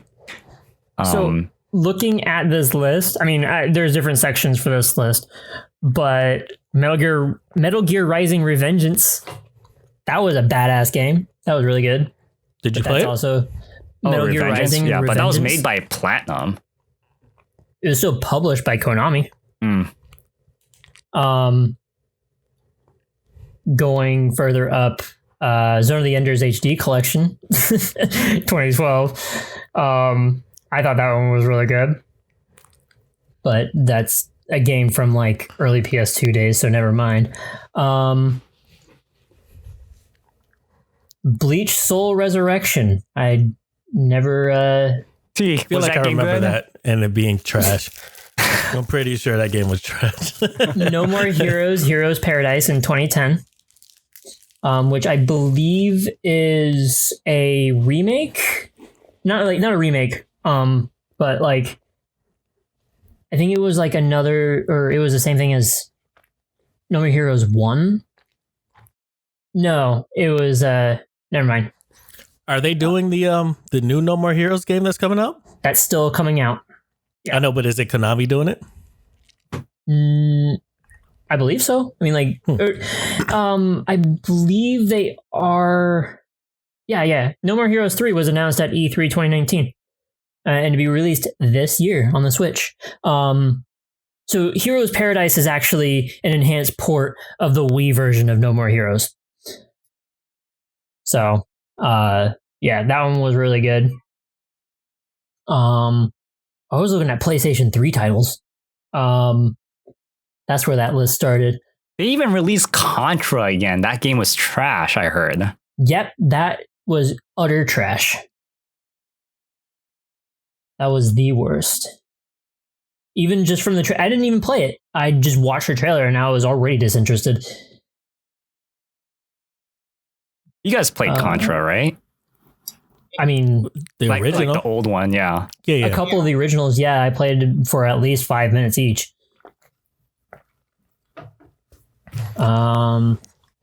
Definitely. But yeah, I mean, just the ones I mentioned: Metal Gear Rising, and Lords of Shadow 2. I heard that one was. I don't know if it was Lords of Shadow 1 or 2. That was the better one. But anyways, yeah. Yeah. Konami's just pumping out a bunch of stuff for not America. Pumping out a lot of stuff for the gambling ring. Exactly. Hey, if you make a bunch of money, why not? So what's the Summer of Gaming digital event? What, for IGN? Mm-hmm. They said they're doing like a digital event with a gang of people in there. 2K, Square Enix, Sega, and Revolver. They also THQ Nordic, yeah. Which actually that might mean if it's THQ Nordic going there or doing this as well, that means that they have Biomutant to show off, hopefully. Which is a game that like has been really, really not spoken of.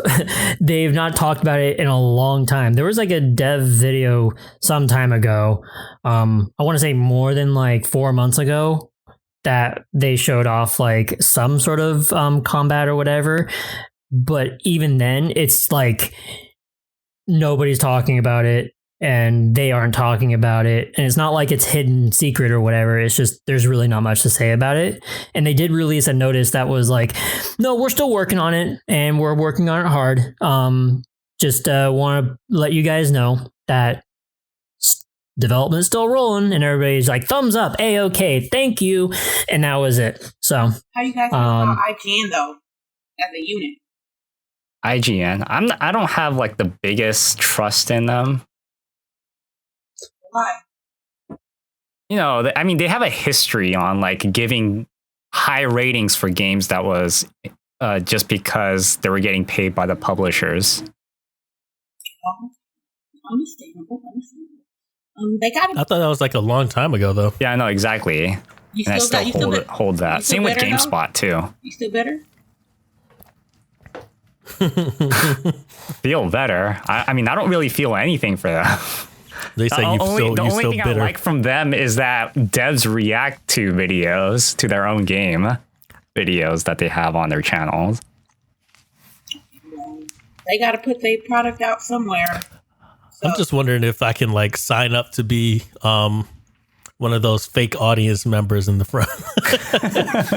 Apparently, it's probably going to start being a trend. What, the paper cutouts? Just take a picture of yourself, cut it out, paste it on the lens of the camera. No, you got to do video. Remember, it moves. And what they did on the Sony Are you sure they Got a moved? technical Are you sure talk. they? Oh, yeah, it's not they were moving. They No, did are not you sure move. they moved? They did not move. Are they? Or did the paper cutout like slowly started sliding off because the tape didn't hold up? No, they were actually moving. They were moving. We sat there staring at them for a minute, just wait out looking for somebody to move. Nobody did anything dramatic, like raise They their didn't even hand or scratch anything. their face. Dude, there's you're not supposed to touch your face. You're really not supposed to. But people would I like it, though. consciously do it. Anyways, I do like that they're doing this though. Somebody's doing it. I mean, whether or not it's IGN or whoever doing it, that's a whole different story. To me, it doesn't personally matter as long as I get to see I want to just see the games. That's really what it is. So whatever format they can get them to me where I can see them and like get excited about them and stuff like that, that works for me. Especially since we know E3 is not happening. So, THQ Nordic. So all they would have is that one game. That's the most notable one from them. Oh. Like, I don't know what they've been working on besides Biomutant. I wonder if I see like Amazon's on there. I wonder if they're gonna have like, you remember back at TwitchCon a while ago, they started talking about like they had some kind of streamer friendly game that they were supposed to announce that I think was kind of like PvP arena combat type thing or Wait, something like that. I last feel like year? they were no, it's like 2 years ago or something, or 3 years ago. Was it that ball game?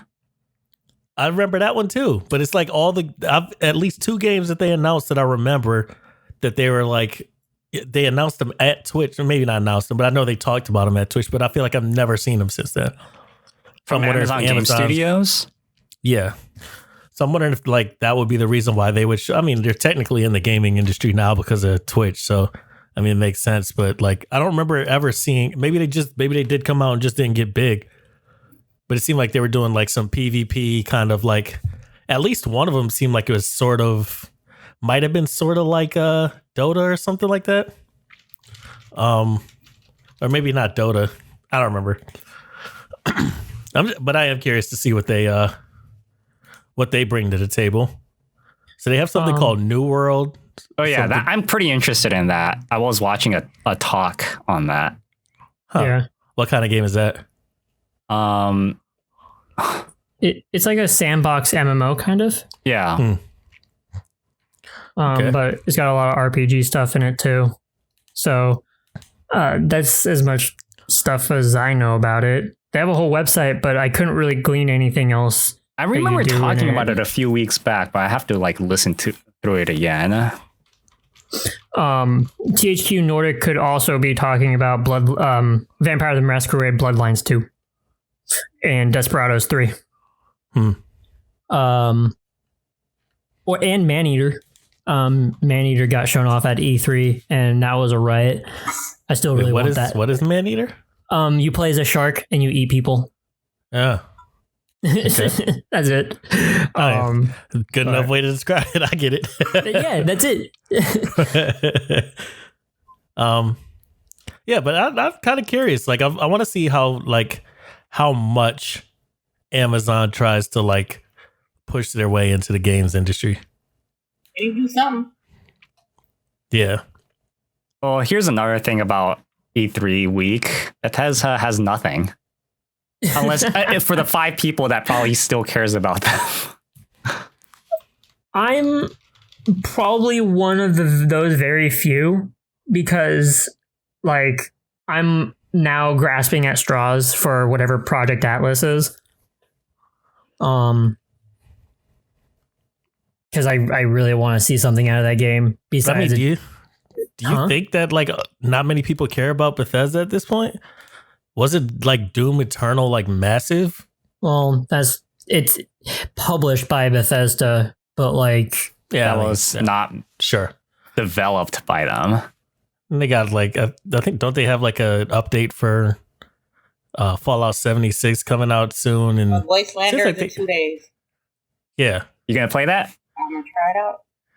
Oh yeah, you better, because now Fallout 76 is free if you want it. Where? Is it? well, no, Yeah. no. If you link What it says on their website is if you link your Steam account to your Bethesda account, that on April 14th, when it comes to Steam, you get it for free. But I own it on Xbox. Wait, hold on. From what I was reading, I thought it was if you own it on PC, if you link your Bethesda account to your Steam, you can then get it on Steam. Like if you that could be the case. Oh, I got Yeah. And Xbox. I get it on Xbox. Get on Xbox. Oh no, you're right. It's if you own it on PC. Gotcha. Okay. Yeah, I'm definitely that's what I try thought. it out.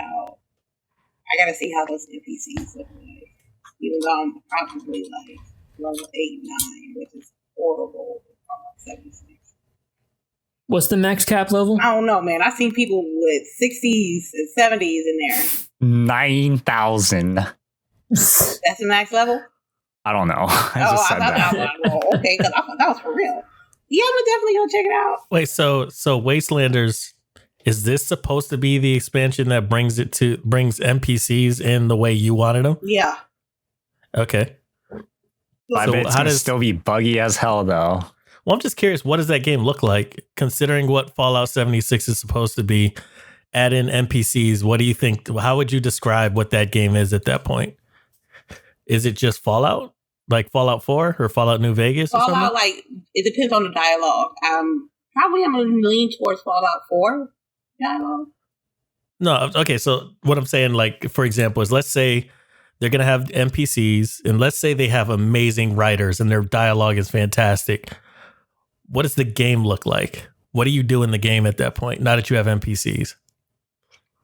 You go on quests? Yeah, you go. I assume that the Wastelander DLC is going to be like NPCs with side quests attached. But isn't it a battle royale game or no? No, that's a separate. It's in the game. That's separate? It's in the game, but it's like in a separate. Yeah, remember area. they added into the game? Mm-hmm. But I'm just confused on what do you do in this game? If it's not like it doesn't seem like it's a story based. It is kind of Fallout 4, Fallout New Vegas thing. No, because with Fallout 76, their main stories was based on like audio recordings on computers, and people were complaining about that as well as myself. I wanted like bodies in the church. Okay, so that's the question. So is it the same exact game, Fallout 76, except now when you go to do something, you talk to a person instead of reading something? Is that what you're saying? Yeah. You talk to But that sounds like you like the game then. That sounds like you liked the game. You just needed people there instead of like. Well, not only that, computers. it was buggy as hell. Like people were able to throw like 10 nukes and stuff like that. Oh, that's just exploiting. Yeah. That's exploiting the flaw in the game. Yeah, and that doesn't make it fun. You know what I mean? But and like people were able to like steal like things from like the private stash and stuff like that by using some sort of a glitch. That's again people trying to exploit the flaws in the game, and it's not fun. I'm not trying to look for all that. I can't wait till it comes out. I ain't got shit to do. I'm gonna be looking for these NPCs. I'm gonna see these side quests and see what is it worth the $80. I hope so, because this is what's really was lacking in the game for me. And that's surprising to me. why? I don't know. I thought you just didn't like the game in general. It's Fallout. Like, it sounds Fallout's one of my favorite series. Oh no. Yeah, I'm sorry. I don't mean Fallout. I mean Fallout 76.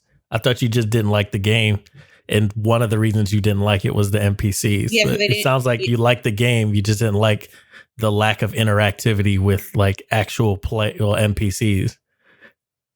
Something like that. I guess at this point, I don't understand what the hell this game is. Well, like I said, I'll play in a couple of days. Play it. Yeah, I'm gonna play I'll watch you play it. You said I'm going to stream it. I'll watch you play. Well, it better be better than Brotherhoods of Steel.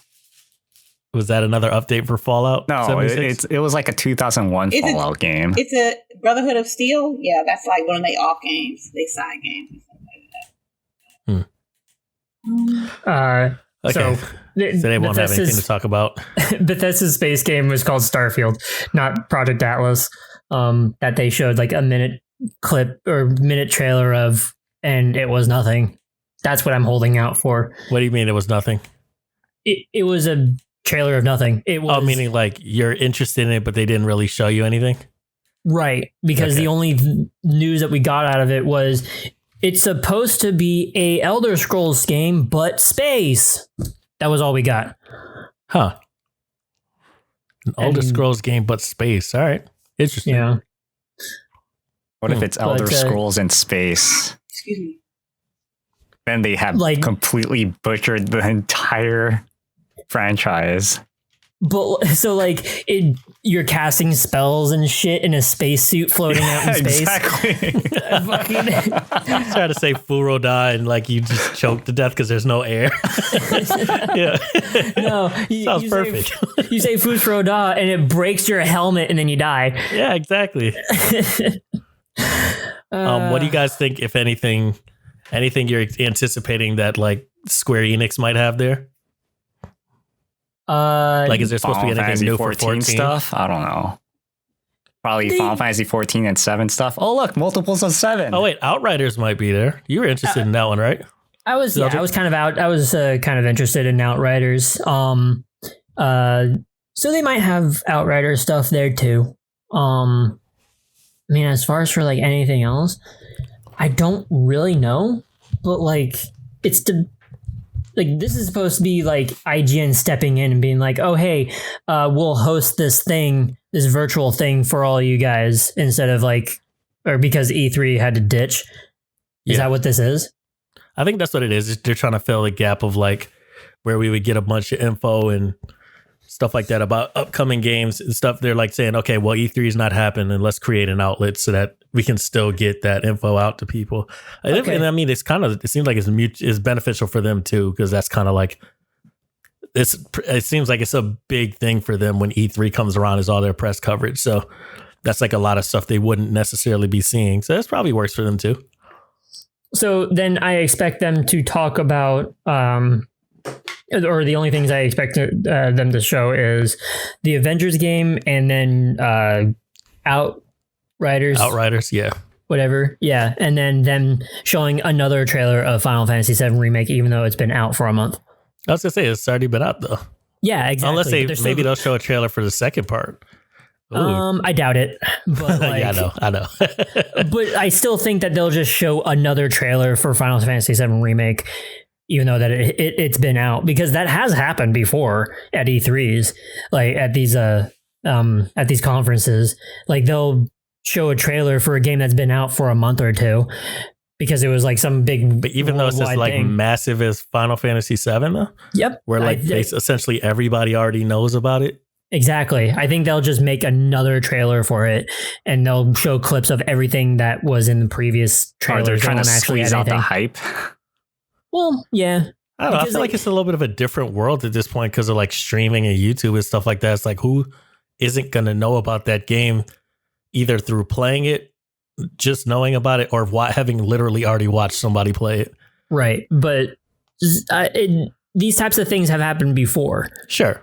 So that's why I say that. Oh yeah, I'm basically saying it would be confusing for me. Like, why would you show it? Not necessarily that it won't happen. It probably will happen. Like I'm there with you. Like Yeah. when this has happened before, I was confused. I'm like, why are you showing this trailer? It's already out. So, Yeah. but no. I Oh, they think got Dying Light too.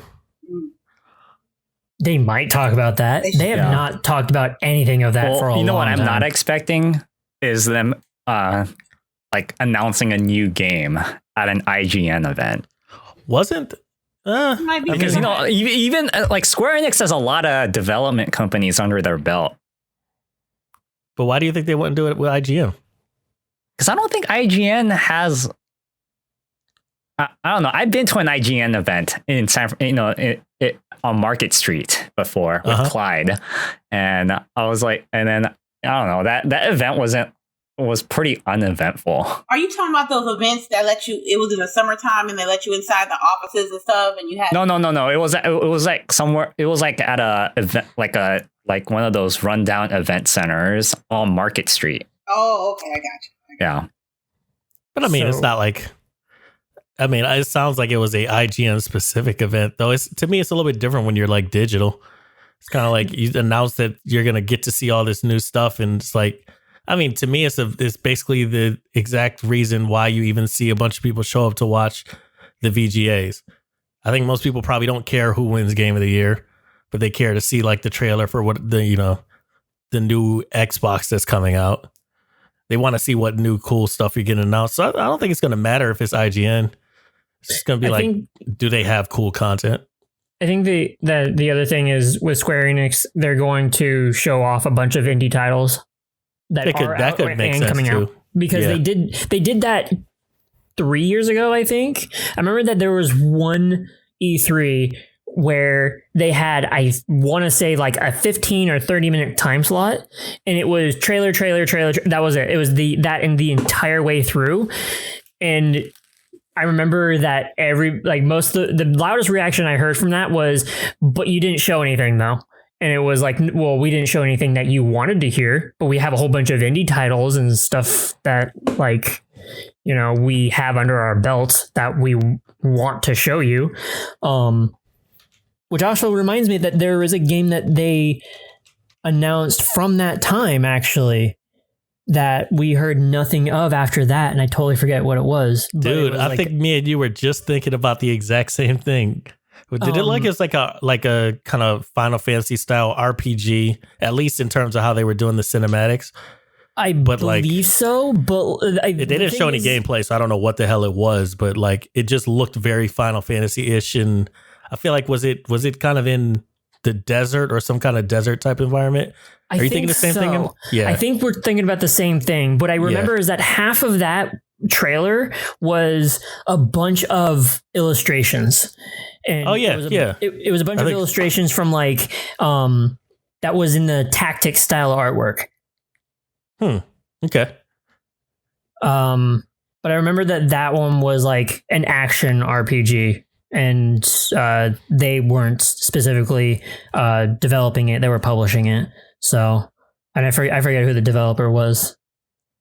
But yeah, anyways, I'm sure that it's going to be like a couple of huge titles that we've heard about for a long time, a trailer for a game that has already been out, and then a bunch of indie titles. I think that's what's going to happen with Square Enix. But I wonder what Google's going to show. And Twitter. Stadia. Here's the games coming to Stadia. It's pretty much it, probably. Twitter. I don't know about Twitter. That's interesting. Bandai Namco is also kind of a weird one, because for myself anyways, I never expect what Bandai Namco is going to announce at some sort of event. Every single time, I'm always like, is it going to be a fighting game? Is it going to be a JRPG? Yeah. Is it going to be... and it's going to be a polished game, too. That's true. That's one thing that Namco is very good at doing, is having their games super polished when it comes out. But then again, when it comes to those JRPGs that look like one of those Tales games or whatever. Oh, wait. Wasn't there a Tales game that they announced a long time ago that looked super realistic? A realistic Tales game? Huh. I don't know about super realistic, but it was it didn't look like the cell shaded art style that was Tales of Xillia and shit like that. It looked completely different. I know this. That's probably something that they're going to show. But the comment I was going to make to what you were saying was, it's hard to polish something when a lot of your JRPGs look exactly the same. But yeah, actually, that's a Tales game that I was actually excited for, because it looked super, super cool. It was in that Unreal Engine 4 sort of stuff, that sort of thing. Tales of Arise. That's what it was. Yep, that's what it was. And I remember being the first time ever being excited for a Tales game was that one. Because I had no experience with Vesperia, and everybody says that one was really good. And then that GameCube one, Symphonia, and I never even played it because that was something I couldn't get or whatever, and didn't go back to play. But this one I was actually excited for because it looked really good. Dude, I just realized, no matter what I think, I still loved Tales of Fantasia and Tales of Destiny. There's so I never played either one of them. It's like a million of those games. Yeah. Was there at least? I have at least like There's a 4 bunch of I them, never think. played either. I never played Grace. I never played Hearts. I never played Vesperia. I You know played what, Zillia. But I was just looking up that I didn't realize Bandai Namco, I think they published it, which I'd be excited about because as far as I knew, this was supposed to be something that was supposed to be coming, I think at least multiple times a year or something like that. I thought this was like supposed to be coming out like on a more regular basis, but they could announce something about the next part of like the what is it called? Dark Pictures trilogy, like the air quote sequel to Man of Medan. That's true. I would love to see was that anthology. Square? I forgot it. Nope. Oh no, sorry, that's Bandai Namco. No, that was Namco. Yeah. Yeah, Supermassive made it, but then like I think Bandai Namco published it. Correct. Yeah. And we already did get a trailer for part 2. And I don't think they're going to release anything else about part 2. So I don't think that they're going to talk about that one unless they want to drop another You mean trailer the for trailer part 2. like at the end of the game of the first one? Yeah, exactly. Like that's what it seemed like that when they did drop a trailer well after the first part had come out. I think it was like the same exact thing that was shown off at the end of the first game. So I don't know. Like if they're going to show anything about that anthology, it better be about the third game because I'm pretty sure that all those games are going to be super short. Well, I mean, I think they're meant to be, right? Right. Yeah. But like if you show anything else about part 2, you're going to just tell the entire story. I mean, and they like definitely didn't like release. They didn't like even when they were previewing like Man of Medan, they didn't show like a ton about that. No. So that makes sense. But I mean, they like legitimately barely showed anything for like Little Hope. It was like legitimately I think I'm looking at it right now, 1:16 trailer. That is all And you it's need. like, yeah, they say Little Hope, well, Dark Pictures Little Hope at 59 seconds. And they show Bandai Namco all the way up until like 5 seconds in. So that's probably 45 seconds. That's for sure. They don't show like anything, which I mean, like you said, yeah, they're not going to show too much. Like we already kind of know what to expect from those, but I'd still be excited to see something about it. For a quote horror game, like it's the same thing as like horror trailers, like less is better. Yeah, of course. So yeah. Sega is a weird one though. Like, dude, what if it was like a new Sega console? What if it was a Sega Saturn Mini? Yeah, I'm out. Yeah, exactly. No, like, what's it called? South by Southwest is supposed to have something about Sonic this month, or it already did, or they were supposed to, but Sega and Sonic are supposed to do something. Maybe this past week, or maybe next week, I forget. But it was rumored to be a new Sonic game. But for anything else that Sega is going to announce, I'm not sure because like the only other property that comes to mind is Yakuza. Yeah. Oh, well, Yakuza 6, actually. That one doesn't have an American release date yet. Would you be jazzed about that? I would. Yeah. Like, I know that the gameplay is a lot different from all the Yakuza games, but I'm still excited for Yakuza 6 just because, like, all I those think a stories lot of are people batshit would crazy. because that has like a pretty big cult following. Yeah. Yeah. Yeah, and besides that, I'm not really sure what they could announce, so that's also something to keep in mind. I think all new stuff. I think the star of the show is going to be Devolver Digital, since like they always do some good shit. They always do some good shit. They do. Yeah, but I'm wondering how much of the stuff they've shown or have we already seen? It's more like because of the like shitpost sort of video that they put out. Oh yeah, that'll be fun. Like that's the thing. Like I feel like that with all of these, yes, everybody, all the companies are going to get their turns. Like here's this announcement and here's this thing, and I'm pretty sure these are going to go on like Nintendo Directs and shit like that. But then, and so I think it's going to have more of a humdrum sort of attitude or a sort of air about it, because it's like maybe talk about a little bit here or there and then reveal trailer, that sort of thing. But then Devolver Digital is actually going to put on a show. Like they're actually going to record something and act something out and stuff like that. I'm sure they've been working on their like E3 video forever already. So like at bare minimum, we'll probably get to see the like crazy video they made for E3. Right. Yeah. And they change it to IGN instead. Or they'll probably make a joke about it and make it into an IGN thing. I'm sure they make a joke about it. But I don't think they even usually mention the fact that they're in E3 in their video. Yeah, I'm pretty sure they're clever enough to do something to make it. Yeah, they probably mention it. Yeah, of course. I'm just saying, if you say make it for IGN, I don't know what that means because they don't usually associate it with the conference itself. But I'm still excited to see that. Their videos are fun. Yes, they are fun. Yes, they are. What is there anything else you guys want to talk about? What happened in the news this week? I mean, I see somebody put the South by Southwest thing on there. Let's start closing it out. You go first, Sharpie. I'm the last one. I'm the host. This week is gonna be Resident Evil 3 for me. I'm probably not. I don't know if I'm gonna want to go straight into Nightmare mode right after beating it on hardcore.